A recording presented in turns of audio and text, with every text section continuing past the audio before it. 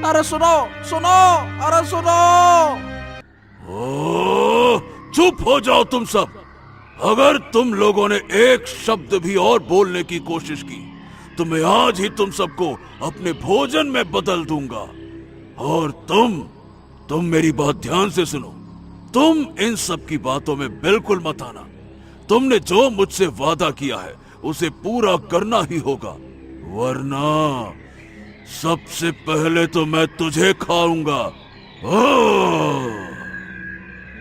हाँ, मैंने तुमसे जो वादा किया है मैं उसे पूरा करूंगा। तुम चिंता मत करो, मैं अपने शब्द से पीछे नहीं हटता।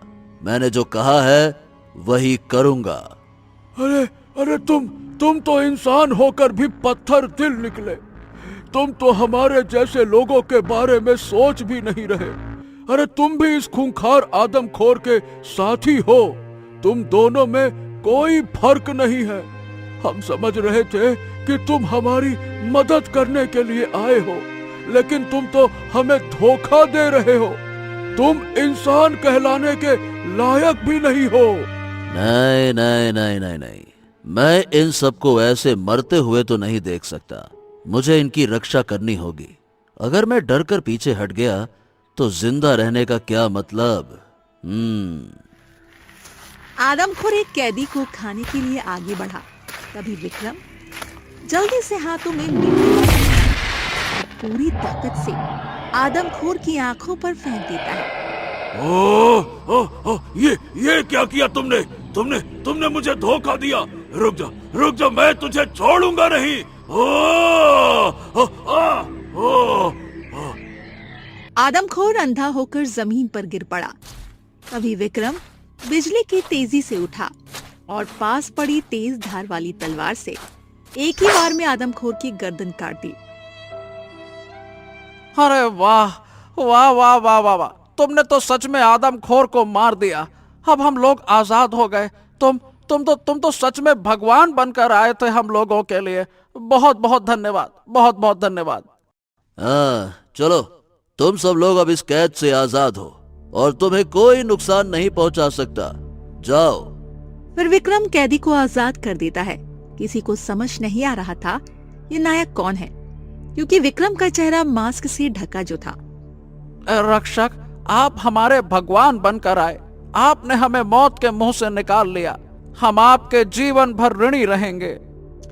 विक्रम कुछ बोलता नहीं है और बस चुपचाप वहां से निकल जाता है। दूसरी तरफ अरुण अपने घोड़े पर तेजी से आगे बढ़ रहा था। उसके चेहरे पर नकाब था ताकि कोई उसकी पहचान न कर सके। कुछ दूर जाकर वो एक शांत और खूबसूरत झील के पास पहुंचता है। वाह वाह वाह वाह वाह, ये झील कितनी चमक रही है। इतनी देर तक सफर करने के बाद सच में मैं बहुत थक गया हूँ। एक काम करता हूँ, पहले झील का पानी पी लेता हूँ, फिर आगे बढ़ूंगा। इतना कहकर अरुण घोड़े से उतर जाता है और झील के पास जाकर पानी पीने झुकता है। तभी अचानक उसकी नजर मिट्टी में आंधी दबी हुई मटका पर पड़ती है। अरे ये क्या? झील के किनारे मटका, और ये तो सोने से भरा हुआ लगता है। ओह, अगर मैं इसे उठा लूं फिर तो मैं बहुत धनवान बन सकता हूं। शायद मुझे इस खतरनाक सफर पर आगे जाना भी नहीं पड़ेगा। मेरी तो किस्मत ही बदल जाएगी। वो मटका उठाने वाला था, लेकिन उसी क्षण उसके कदम रुक गए। उसके कानों में माँ के शब्द गूंज उठी। नहीं नहीं नहीं नहीं नहीं, मैंने माँ से वादा किया था कि मैं कभी लालच नहीं करूंगा, अपनी ईमानदारी कभी नहीं बेचूंगा। ये सोना मेरा नहीं है, इसे छूना पाप है। नहीं नहीं नहीं, मैं ऐसा नहीं कर सकता। नहीं नहीं नहीं नहीं नहीं। अचानक मटके के अंदर से एक दर्द से भरी कराह सुनाई दी। आवाज इतनी पीड़ा से भरी थी कि दिल ही फट जाए। मेरी मदद करो, कोई है तो मुझे बचा लो, वो मुझे मार देगी, मैं बहुत तकलीफ में हूँ। अरुण घबरा गया और एक कदम पीछे हट गया। अरे बाप रे, ये कौन बोला? तुम कहां से बोल रही हो? क्या क्या कोई अंदर सच में फंसा हुआ है क्या, या मुझसे खेल खेल रहे हो? कौन है वहां पे? मैं एक परी हूँ। मेरी आत्मा इस मटके में कैद है और मेरा शरीर एक रहस्यमय जंगल में लोहे के पिंजरे में बंद है। एक क्रूर अघोरी ने मुझे पकड़कर यातनाएं दी है। अगर तुमने मदद न की तो मैं हमेशा के लिए खत्म हो जाऊंगी। लेकिन मैं तुम्हें कैसे बचा सकता हूँ? मैं अकेला हूँ। अच्छा चलो ठीक है, मुझे रास्ता बताओ, मैं कोशिश करूंगा। बताओ। यहाँ से दूर एक रहस्यमय जंगल है। वहाँ एक बहुत सकरा रास्ता है। उसके नीचे आग का उफनता दरिया है, जिसे पार करने की कोशिश में हर कोई जल गया। अगर तुम उसे पार कर सकते हो तो वही मेरा कैद खाना है। मेरे जीवन की डोर तुम्हारे हाथ में है। ठीक है, मैं जरूर जाऊंगा। अगर मेरी मदद से तुम आजाद हो सकती हो तो मैं ये काम हर हाल में करूंगा। तुम मेरा यही इंतजार करना, मैं तुम्हें उस पिंजरे से आजाद करके ही लौटूंगा। चिंता मत करो। लेकिन वो आग बहुत भयानक है। अगर तुमने डर से एक भी कदम पीछे किया तो तुम जलकर भस्म हो जाओगे। नहीं नहीं नहीं नहीं नहीं, मेरी माँ ने मुझे कभी डरना नहीं सिखाया। मैं हार मानने के लिए पैदा नहीं हुआ हूं। मैं ये परीक्षा खत्म करके ही रहूंगा। हाँ, चल मेरे घोड़े, चल हट। अरुण बिना एक पल सोचे घोड़े को मोड़ा और उस दिशा में बढ़ गया। रास्ता कठिन होता गया। हवा तेज और गर्म होती जा रही थी।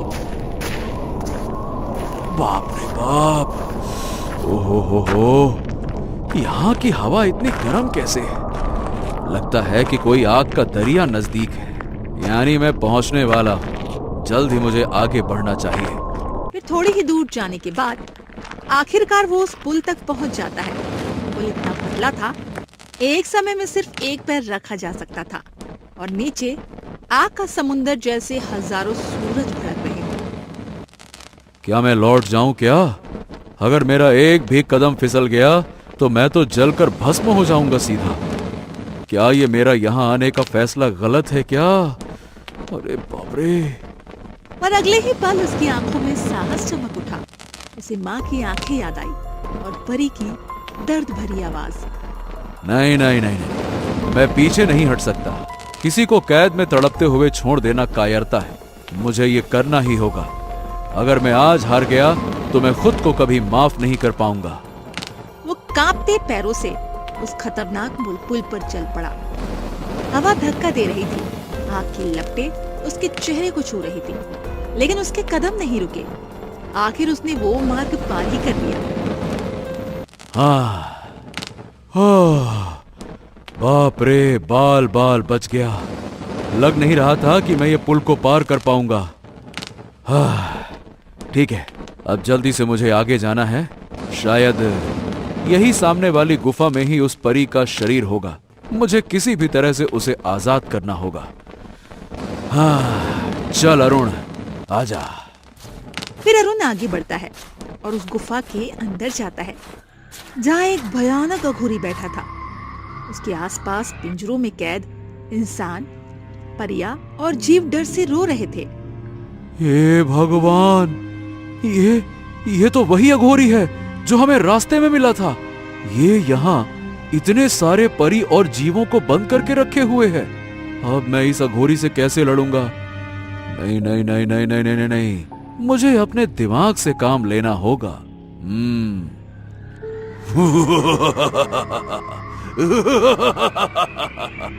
अच्छा, तो तुम आखिरकार यहाँ तक पहुँच ही गए। उस परी ने तुम्हें भेजा है, लेकिन अब तुम जीवित नहीं बचोगे। यहाँ से कोई वापस नहीं जाता। नहीं नहीं नहीं बाबा, मैं यहाँ मरने नहीं आया हूँ। मैं तो तुम्हारी तरह शक्तिशाली बनना चाहता हूँ। मैं तुम्हारे साथ रहकर साधना सीखना चाहता हूँ। मुझे तुम अपनी ताकत का रास्ता दिखाओ ना बाबा। क्या ये कोई चाल है? क्या तुम मुझे धोखा देना चाहते हो?